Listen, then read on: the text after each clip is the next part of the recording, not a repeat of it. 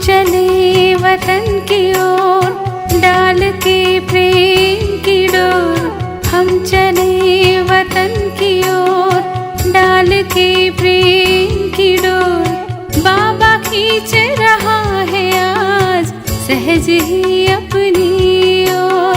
हम चले वतन की ओर।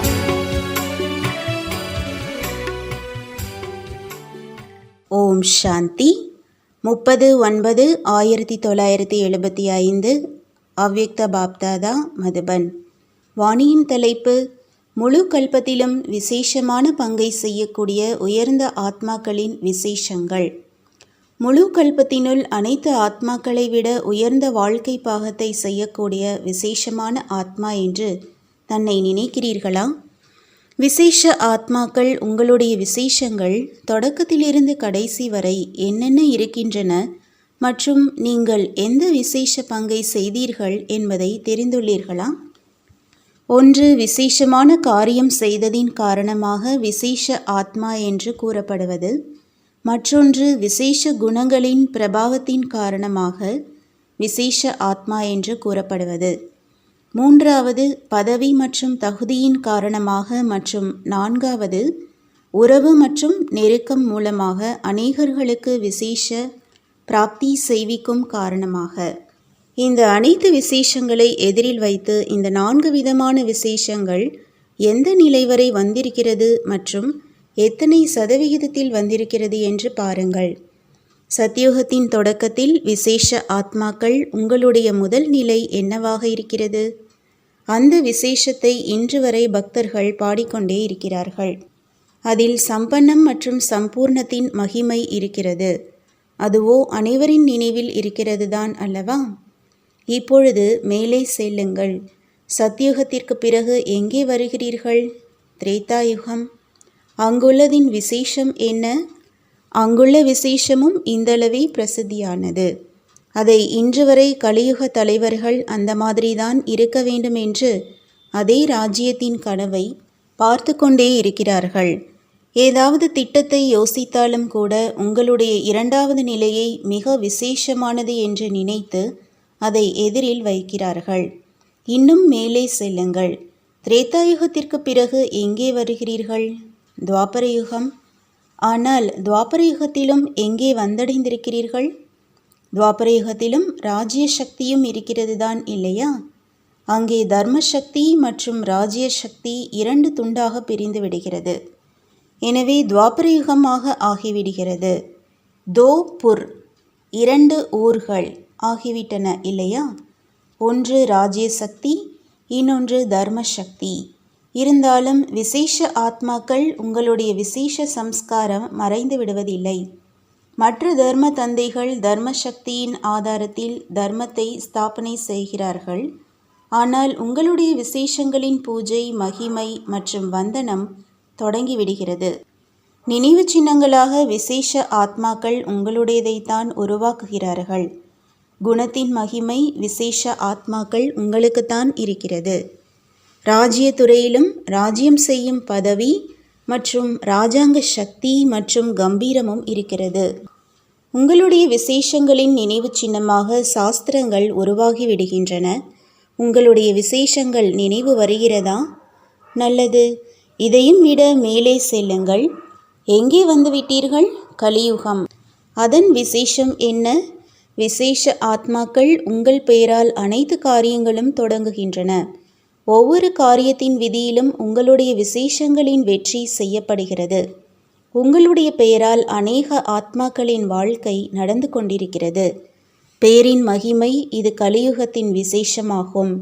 உங்களுடைய பெயர் அனைத்து ஸ்தூல சூக்ஷ்ம பிராப்திகளின் ஆதாரமாக ஆகிவிடுகிறது. இந்த விசேஷத்தை தெரிந்திருக்கிறீர்களா? நல்லது. இன்னும் மேலே செல்லுங்கள். எங்கே வந்தடைந்து விட்டீர்கள்? சங்கமயுகம். எங்கு இருக்கிறீர்களோ அங்கே வந்தடைந்து விட்டீர்கள். சங்கம யுகத்தின் விசேஷங்களையோ சுயம் இப்பொழுது அனுபவம் செய்து கொண்டுதான் இருக்கிறீர்கள்.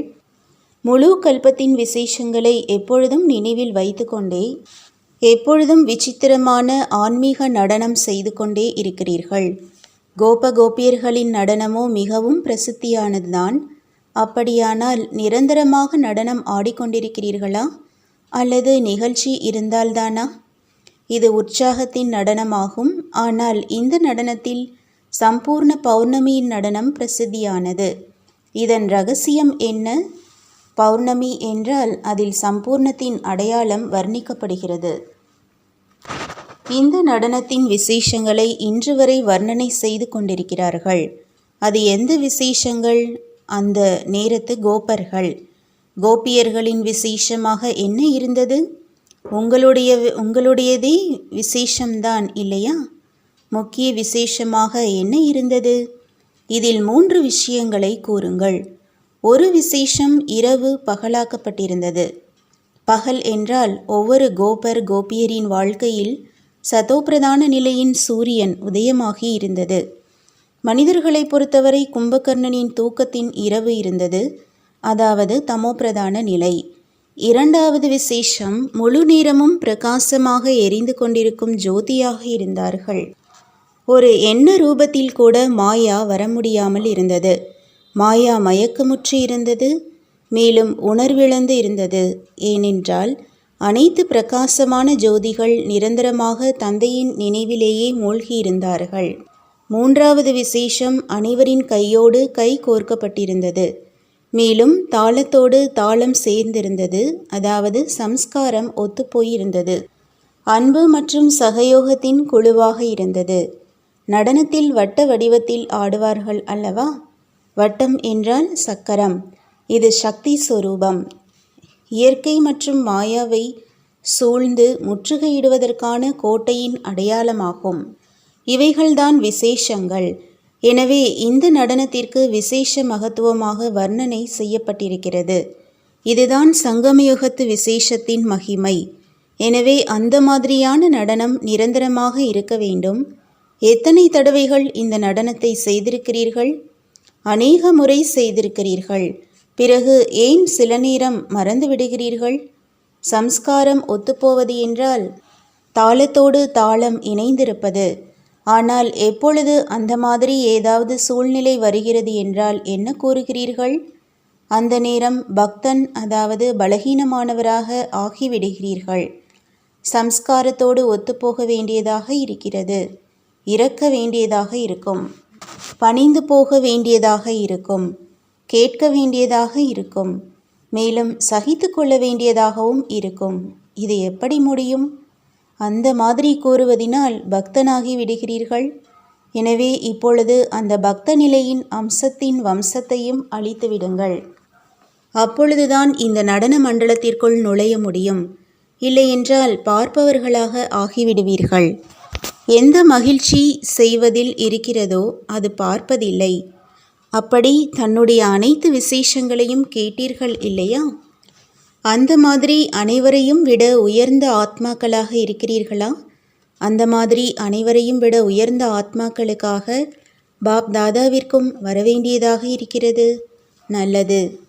அப்படிப்பட்ட விசேஷ ஆத்மாக்கள் யார் பாப் தாதாவையும் விருந்தினராக ஆக்கக்கூடியவர்களாக இருப்பவர்களுக்கு, அந்த மாதிரி ஆத்மாக்கள் யாருடைய ஒவ்வொரு எண்ணமும் அநேகரை மகானாக ஆக்கக்கூடியதாக இருக்கிறது, அந்த மாதிரி அதிர்ஷ்டம் நிறைந்தவர்களுக்கு, யாருடைய நெற்றியில் அதிர்ஷ்டத்தின் நட்சத்திரம் மின்னிக் கொண்டிருக்கிறதோ, மேலும் அந்த மாதிரி பல கோடி மடங்கு பாக்கியம் நிறைந்த ஆத்மாக்களுக்கு பாப் தாதாவின் அன்பு நினைவுகள் மற்றும் நமஸ்காரம்.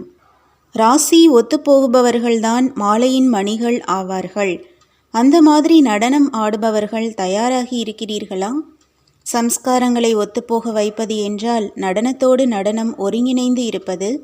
நடனத்தில் ஒருவேளை யாருடைய கையாவது மேலே இருக்கிறது, யாருடைய கையாவது கீழே இருக்கிறது என்றால் அந்த நடனத்தை பார்ப்பதில் மகிழ்ச்சி வராது. நடனம் என்றால் ராசி ஒத்துப்போவது. எப்படி ஏதாவது தொடர்பை இணைக்கிறார்கள், திருமணம் மற்றும் சேர்க்கிறார்கள் என்றால் ராசி ஒத்துப்போகிறதா என்று பார்ப்பார்கள் இல்லையா? ஒருவேளை ராசி ஒத்துப்போகவில்லை என்றால் ஜோடியாக ஆக்குவதில்லை. ஒருவர் இன்னொருவரின் ராசி ஒத்துப்போவது என்றால் சுபாவம், சம்ஸ்காரம், குணம் மற்றும் சேவை அனைத்தும் சேர்ந்தே ஒத்துப்போவதாக தென்பட வேண்டும். சமமாகவோ இருக்க முடியாது, வரிசை கிரமமோ இருக்கும். ஆனால் கொஞ்ச வித்தியாசம் என்ன இருக்கிறதோ அதுவும் இல்லை என்பதற்கு சமமாக தென்பட வேண்டும். அந்த மாதிரி ராசி ஒத்துப்போகக்கூடியவர்கள் எத்தனை பேர் தயாராகி இருக்கிறீர்கள்? பாதி மாலை உருவாகி இருக்கிறதா? எவ்வளவு தயாராகி இருக்கிறீர்களோ ஆகத்தான் வேண்டும். ஏற்கனவே தயாராகி இருக்கிறது. முக்காடுக்கு உள்ளே மட்டும் இருக்கிறது. நல்லது. வரதானம்: கவலையற்ற மகாராஜாவின் நிலையிலிருந்து வாயுமண்டலத்தில் தன்னுடைய பிரபாவத்தை ஏற்படுத்தக்கூடிய மாஸ்டர் படைப்பவர் ஆகுங்கள். எப்படி தந்தைக்கு இவ்வளவு பெரிய குடும்பம் இருக்கிறது, இருந்தும் கவலையற்ற மகாராஜாவாக இருக்கிறார். அனைத்தையும் தெரிந்து கொண்டும் பார்த்து கொண்டும் கவலையில்லாதவர். அந்த மாதிரி தந்தையை பின்பற்றி நடங்கள். வாயுமண்டலத்தில் தன்னுடைய பிரபாவத்தை ஏற்படுத்துங்கள். வாயுமண்டலத்தில் பிரபாவம் உங்கள் மேல் ஏற்பட வேண்டாம். ஏனென்றால் வாயுமண்டலம் படைப்பு மற்றும் நீங்கள் மாஸ்டர் படைப்பவர் ஆவீர்கள். படைப்பவருக்கு படைப்பின் மேல் பிரபாவம் இருக்கட்டும். எந்த விஷயம் வந்தாலும் நான் வெற்றியடையும் ஆத்மா ஆவேன் என்று நினைவு செய்தீர்கள் என்றால் எப்பொழுதும் கவலையில்லாமல் இருப்பீர்கள், பயப்பட மாட்டீர்கள். ஸ்லோகன்: மகிழ்ச்சியின் நிழல் மூலமாக குளுமையை அனுபவம் செய்தீர்கள் என்றால் निर्मलமாக மற்றும் பணிவாக இருப்பீர்கள். ஓம் சாந்தி. तुम बच्चों को तो सर्विस करनी है, जो बाबा कहते हैं सबको ये बताओ कि देखो तुम्हारा एम एंड ऑब्जेक्ट ये है, एक गीता है बढ़िया, ये राजयोग है ना बच्चे। कैसे है राजयोग? बिल्कुल सहज है कि बाप को याद करो तो ये वैसा मिलेगा तुमको। ओम शांति।